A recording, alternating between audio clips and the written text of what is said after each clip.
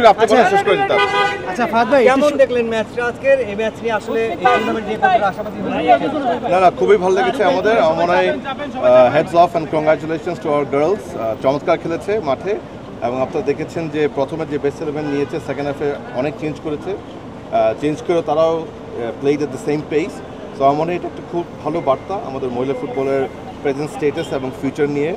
আর সাফ টুর্নামেন্ট বড় কিছু নয়, আপনি জানেন এটা সাউথ এশিয়ার পাইপলাইন ক্রিয়েশন অত্যন্ত ভূমিকা পালন করে। আজকের আমাদের যে জাতীয় দল, আপনি জানেন সেই জাতীয় দল অনেক প্লেয়ারই এই সাফ এই ভিত্তিক খেলে খেলে এখানে এসছে।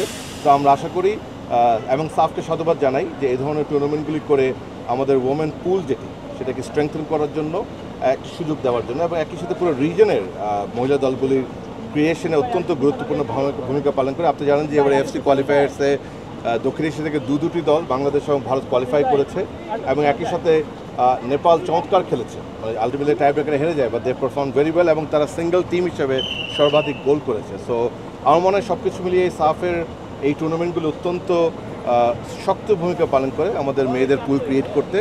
সো অবশ্যই আবারও সাফকে সাধুবাদ জানাই, বসুন্ধরা কিংস এরাকে সাধুবাদ জানাই এত চমৎকারভাবে প্রোগ্রামটা হোস্ট করার জন্য। সবসময় তারা এগিয়ে আসে ফুটবলের পাশে, and of course BFF for hosting the tournament. আসলে সাফ থেকেই করে সাধারণত, এখানে আমরা খালি হোস্ট রোল প্লে করি, এটা সম্পূর্ণ সাফ করে। সো এই ব্যাপারে আপনি সাফ থেকে জানতে পারবেন। বাট আমাদের তরফ থেকে আমরা বিশ্বাস করি, যেহেতু আজকে ফার্স্ট খেলা শুরু হয়েছে এবং একটি ভালো রেজাল্ট দিয়ে শুরু হয়েছে, আমি মনে করি সন্ধ্যার দিকে যে খেলাগুলি হবে, স্পেশালি বাংলাদেশের দলের খেলা, আমি বিশ্বাস করি আরও আস্তে আস্তে আপনি দেখবেন ভালো প্রোডাক্ট আসবে ইনশাআল্লাহ। টিকিট কাউন্টারটা ভাই 2.5 ঘন্টা পরে খোলা হয়েছে, এটা আসলে আপনি হোস্টকে জিজ্ঞেস করেন আপনার।